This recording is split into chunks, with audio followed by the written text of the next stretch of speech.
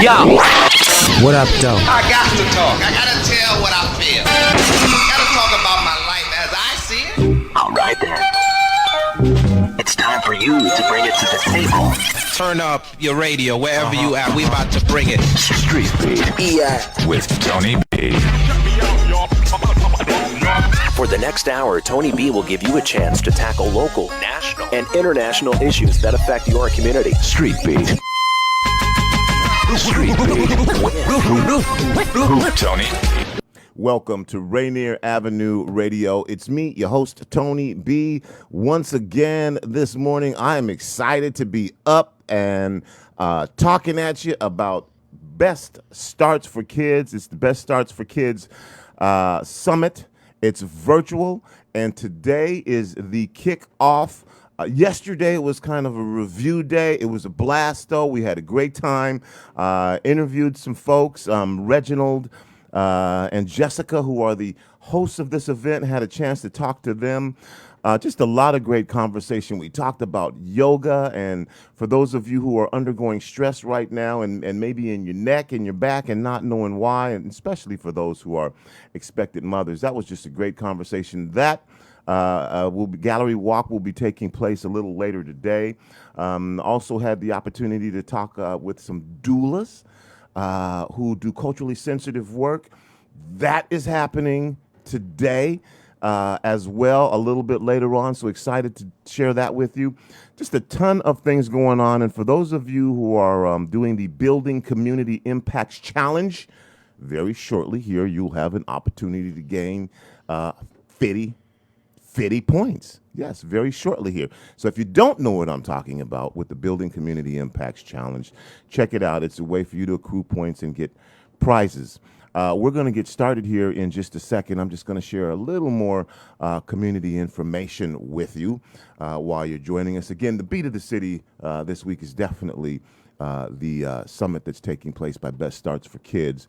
But if you live in South Seattle, in particularly by the Safeway just off of Genesee, look, there's something that you need to know. Seattle Parks and Rec and the Department of Transportation, they need your input for the final design of a North Rainier Land Bank park site. There's a park actually going up. Now, if you remember where the Silver Fork used to be, there's a copy center that was there. That's been torn down. They're putting a park there. Right on the corner, or right there on Charleston between 34th and 35th. And you have an opportunity to provide your input on the textile patterns that are going to be used to reflect our community neighborhood. Now, you need to do this by Wednesday. I know this is late in the game, but I just want to make sure that our community knows that there's a park going next to Safeway, and this is your opportunity to get involved and talk about what the textiles will look like. So on Wednesday, which is tomorrow, between 11 to 3, you can actually go to Safeway and share this information. If not, you can also do it online. But 11 to 3 tomorrow. Go find out about this park that's going to be built, and a lot of folks don't even know about it. So wanted to make sure you knew that. All right, back to Best Starts for Kids. Best Starts for Kids, the virtual summit. The theme this year is Communities Building Impact. And yes, we're excited to have community partners here. You're going to be able to experience networking, peer-to-peer learning, again, and just hear about what's next. This is Tuesday, the 18th. And look, Hoover virtual event platform is hosting this whole thing. You can access Hoover via their app. Pick that app up or through their web portal on your computer. The summit will include virtual general assembly and breakout sessions, virtual fun activities, virtual gallery walk, cornerstone activities. And through the Hoover virtual conference platform, you'll be able to build your own BSK Summit agenda for the week. You know, you can select and register for the events that you want to attend. You can engage the Hoover mobile app and log in via the web. You don't need to download anything. And having said that, okay, here's your opportunity now to start building that 50 points. Welcome to the program, my guest. We'll start with Kimberly Walker. Kimberly, how are you? I'm good. How are you? Under the circumstances, I'm fantastic. Amazing. And Victoria Lynn. Victoria, how are you this morning? I'm great. Thank you for asking. Well, Victoria, since you were second in this, I'm going to let you go first right here. Why don't you start off by telling us the role that you play for Best Starts for Kids? Sure. Thank you so much for having us, Tony. I am the Best Starts for Kids Prenatal to 5 Policy and Program Manager, which means that I provide support for all Best Starts for Kids prenatal to 5 programs. And within the prenatal to 5 realm, there are a bunch of strategies that we offer to support families and children. And this role is especially meaningful for me because I started this job when I had a 2.5-year-old, and I know how crazy it is when you bring a child into this world and there's so many questions, so many things you don't know, and so much support we really need. I think in our culture, we focus a lot on being self-sufficient, but then when we have a child, that's when we realize it really takes a village of the wisdom and the basic need supports to help us bring this child and help that child succeed and thrive. And so I provide mostly internal support for all the amazing prenatal to 5 program managers. And they are the ones who are directly working with our community-based organizations, our community partners, providing support, contract support, helping them problem solve any issues they have with their programs. And then I'm kind of like one layer behind, working sort of like the inner bureaucracy of the county and then supporting those program managers. Wonderful. We're going to get back to you, and we're going to take a deeper dive into prenatal to 5 and what that means and what that looks like and what types of resources are available. And Kimberly, why don't you give us some background information about who you are and what you do for Best Starts for Kids?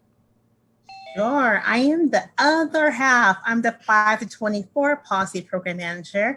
Essentially, as Victoria shared, I am there to support my colleagues, to provide guidance when needed, to make connections, to listen, to engage with our communities internally, externally. And essentially, it's super important to me because I center young people's voices, I center families, I center my community in particular. And Best Starts for Kids is doing the right thing in serving these folks. So I'm super excited to be on board. Thank you so much for having me. Okay. I'm going to talk a little bit more with both of you about what you do. But again, I'm just fired up about this virtual summit. This is amazing. I got to give a shout out, to Carrie Way. She did an amazing job of putting this together. Very amazing. For a summit that you're not physically attending, this has just come together really well, and I'm really excited about all the gallery walks and the panel discussions that are going to be happening. I'm going to share more information about that a little bit later as well. But let's go back. Victoria, prenatal to 5.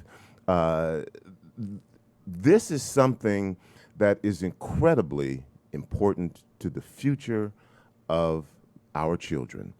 This time, prenatal to 5, we know that children are essentially born learning. And I'd like for you to kind of break down the impact and the importance of, again, what we call P through 5 and why that period of time is so important. There's some things that I know that I often repeat to people, in particular,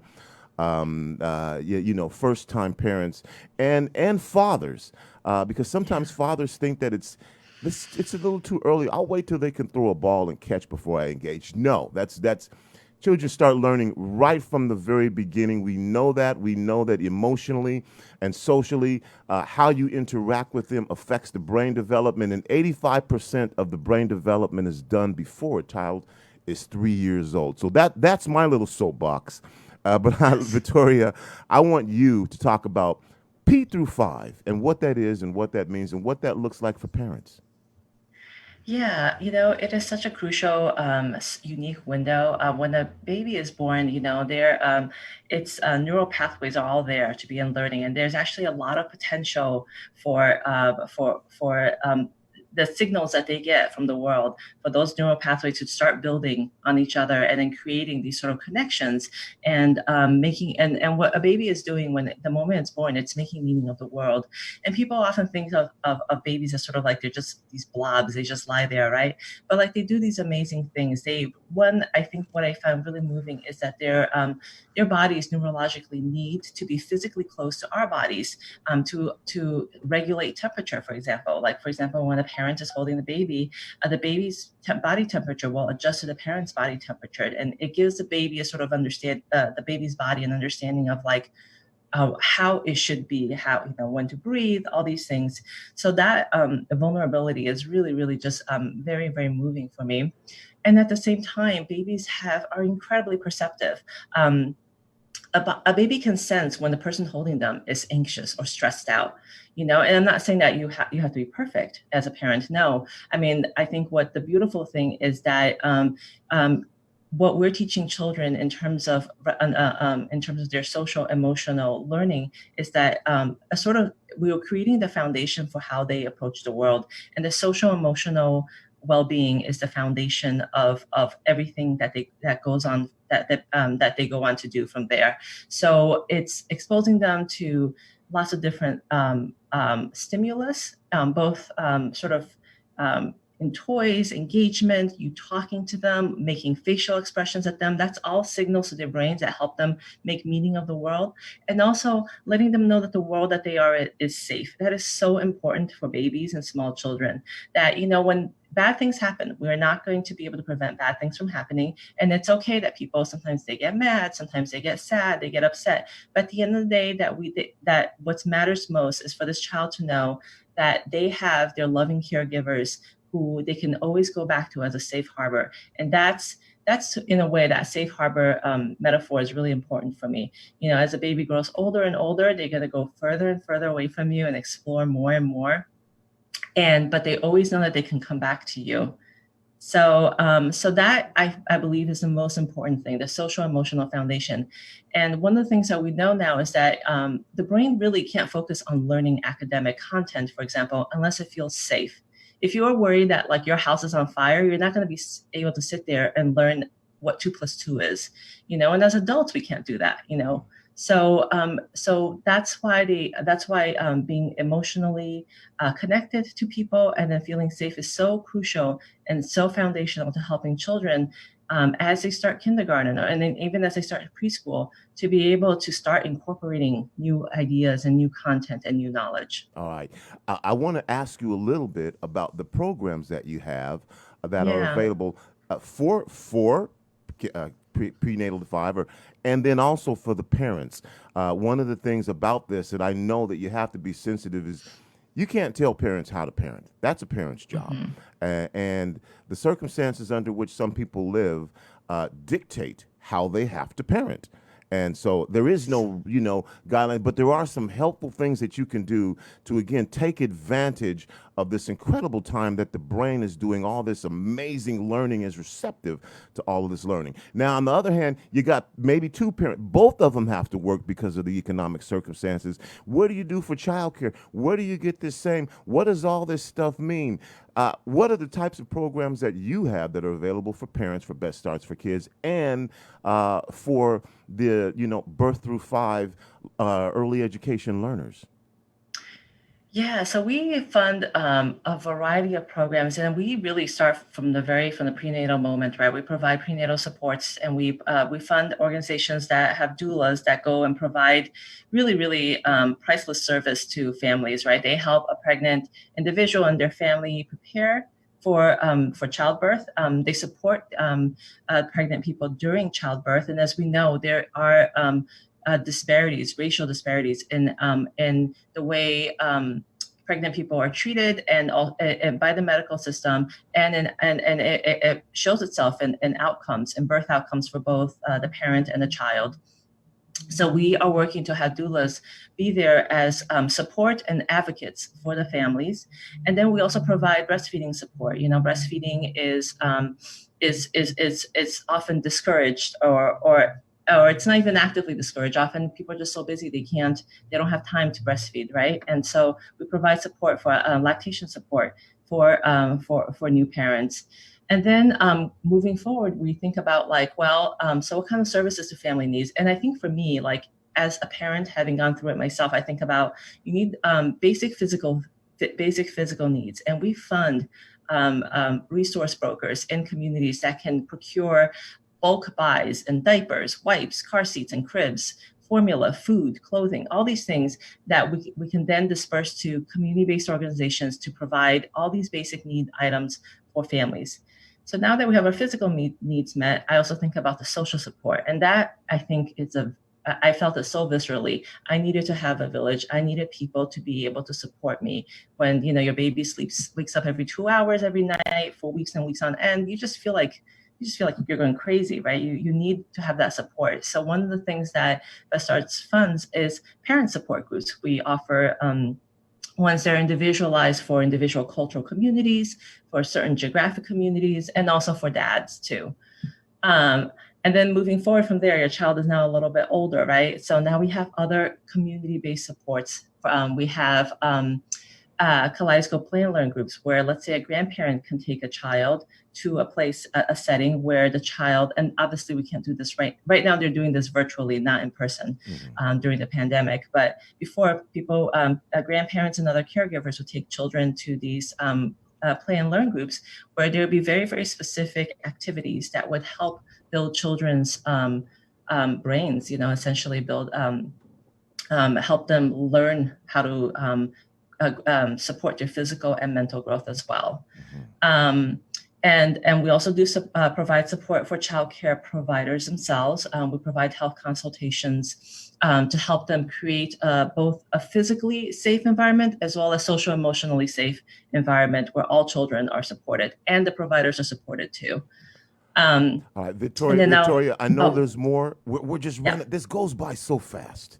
Sorry. And we could, no, don't be sorry. This is, again, great information to have. And again, we're talking about the Best Starts for Kids Community Summit, and it's virtual this year. We just talked about prenatal through 5 and the importance of that and some programs that you do. I want to, again, get to Kimberly here.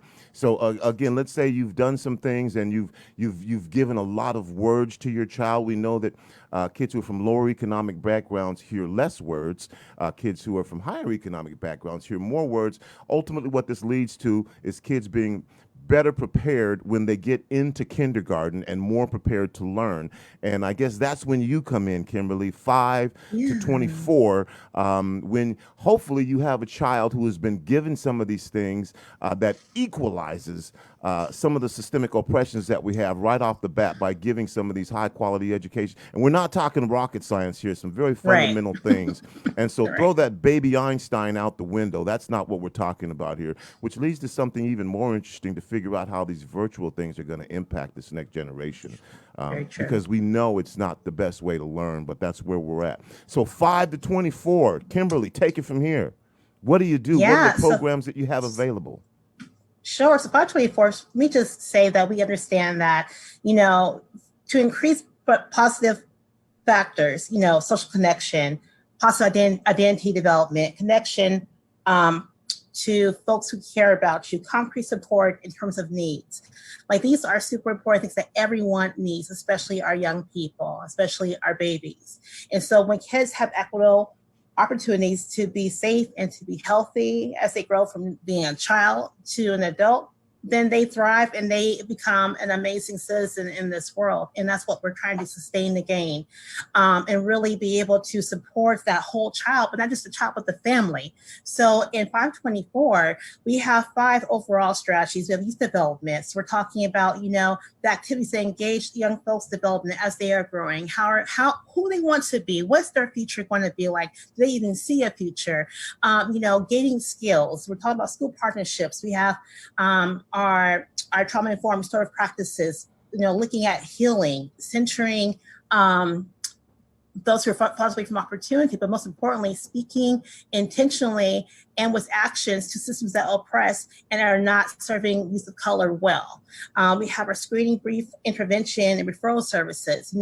I'm doing that check-in of health and wellness with that child on their own basis, without school time, school-based health centers. We have family and community connection. We're looking at healthy and safe environments. What's the food? What's the physical interaction? Family engagement, positive family connections. Do you talk to your child? Do you have a relationship? Here they are in middle school, going to high school. Do you know who your child is now? Because guess what? They're changing. When they turn 14, that's a whole other situation right there. Mm-hmm. And so being able to have a point of resource and support to navigate those conversations and stay connected to your child. We have transitions to adulthood. Not every child's road is going to be easy. Some have rocks, some have mountains, but you know what? There's always help available. And that's what we're trying to provide for them. And last but not least, stopping the school to prison pipeline. Our children cannot end up in the system, in the prison system. It's just not okay. And so we are providing all of these programs. I don't have time to go into great detail. Best Starts for Kids has an amazing team of folks who have the heart, the elbow grease, and dedication to really make sure that our families are whole. Okay. We can't solve everything, but we're doing what we can. Okay, man, I hate to rush y'all. I hate to rush y'all. I know, I'm enjoying this conversation so much. Really quickly, about 30 seconds, about to catch you off guard here. Sure. Tell me what you're looking forward to for the summit. Just tell me one thing really quickly, both of you. I guess Victoria, we'll start with you with all the things going on. One of the things that you're looking forward to?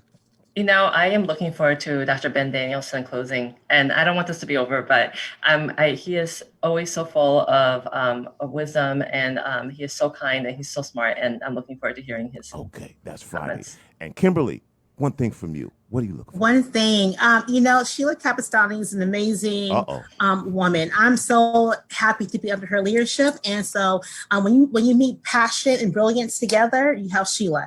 And so I'm excited to hear what she has to say. And she will be the keynote speaker opening this thing up today. That's right, coming up very soon. Very soon. So tune in. All right, hang out with me, or if you got to go, you got to go. But I'd like to welcome Victoria Garcia Tamayo. Victoria, how are you?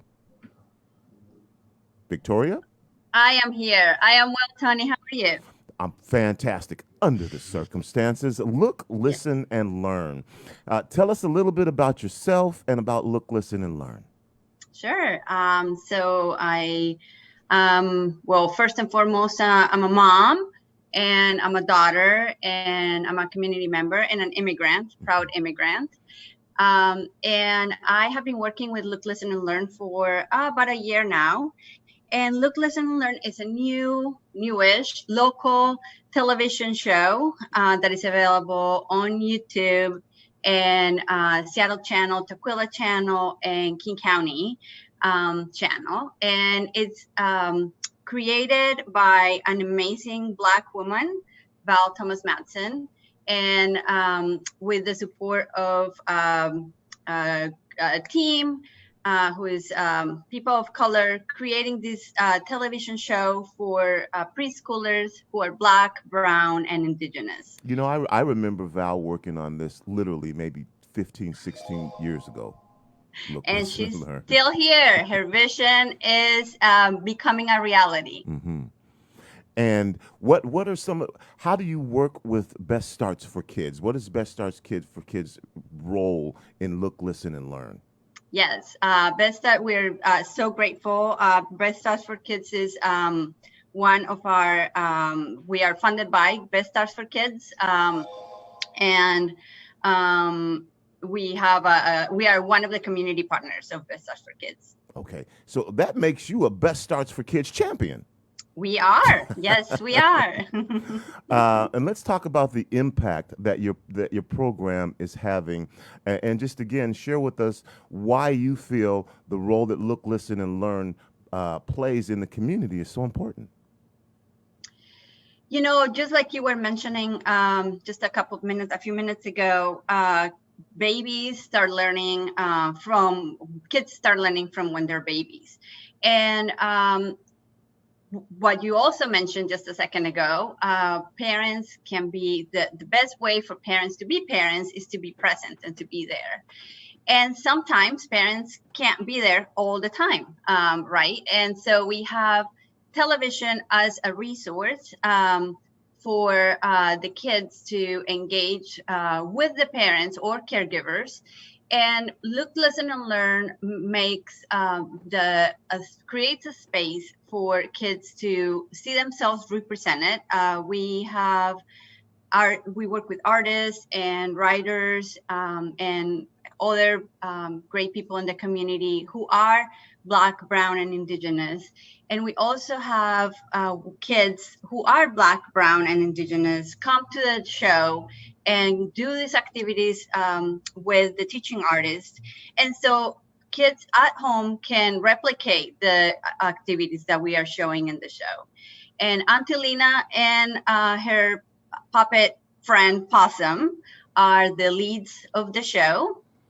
And they take the kids and the audience over different activities, talking about, issues that need to be talked about.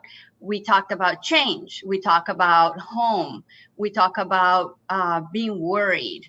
And during these very difficult times that we are experiencing, it's even more important to have resources like Look, Listen, and Learn available for our families, for our parents, for our kids to, one, see themselves represented and thriving, and also to give parents a break, a short break when they need that short break to re-engage again. Mm-hmm. And why specifically are you saying Black, Brown, Indigenous? We know that everybody primarily is born with basically the same opportunity. I mean, there may be some little DNA differences, but everyone is ready to learn pretty much at that point. Yeah. Why are you focusing Black, Brown, and Indigenous? Because our kids continue to be behind in education. And so Look, Listen, and Learn wants to inspire all kids, but especially Black, Brown, and Indigenous kids, our immigrant kids, our refugee kids who are not achieving the best that they can do in school. And so Look, Listen, and Learn wants to be, again, that resource to encourage them to be the best that they can be, and to inspire them to be to go to school and to be thriving in school. And we do know, again, that the earlier, and we have studies that show this, again, that the earlier some of these fundamental things that we call early education are incorporated into some very basic things. Going to the store and saying, rather than just picking up, your fruit, say, look, this is an apple. The apple is red. We're going to eat this apple. This is an apple is green. These exercises are something that are good for the development and healthy development of the brain of a young child. And so, again, I want to, we're just running out of time here. And yes. Kimberly and Victoria, are you still there as well? Okay, they might have left. Okay, so Victoria, first thing I want to do with you is say, before I give you a chance for final words here, is there something in particular that you are looking forward to as we kick off the Best Starts for Kids virtual summit today? Yesterday, kind of being a preview day, but anything in particular that you can think of that you are just really looking forward to? Yeah, there's so many great sessions. I was excited to see the people who are a part of the summit, and there's one session that I'm looking forward to, and it's about telling stories and using data. Oh, yeah, that's a good one. That's later on today, too, I think. Yes, it is. That is later on today, too. I want to give you an opportunity for final words here, to say whatever you want to say. We didn't have a lot of time, but in case I've not asked you a question or there's something you want to share with our listening audience, go for it. Yeah, we Look, Listen, and Learn is having a video screening on Thursday, August 20th. It's from noon to 1, and it's presented by two of our colleagues, Nathan and Robin. We're going to show episodes 3, Change, and 7, Don't Touch My Fur, and then 2 mini episodes, one on Black Lives Matter and one on being a good community partner. And you can take a well-deserved break from the summit and watch some fun and educational children's television. Our colleagues are going to be there answering questions, and you can be there for the entire hour or just watch one show. And we look forward to seeing you there. Victoria, thanks for joining us. Hey, tell Val Tony said what's up. Can you do that for me? I would absolutely do that. Thank you so much for having me, Tony. Thank you for the work that you do on Look, Listen, and Learn. And again, now you're prepared if you're taking that Building Community Impacts Challenge. My guests again, Victoria Tamayo, Kimberly Walker, and Victoria Lynn, sharing information about the importance of early education and 5 through 4, 5 years old through 24 years old, in the way that they sustain the educational process and don't let go of kids until, well, as long as they can hold on to them. Again, this is Best Starts for Kids Virtual Summit. The theme is Communities Building Impact.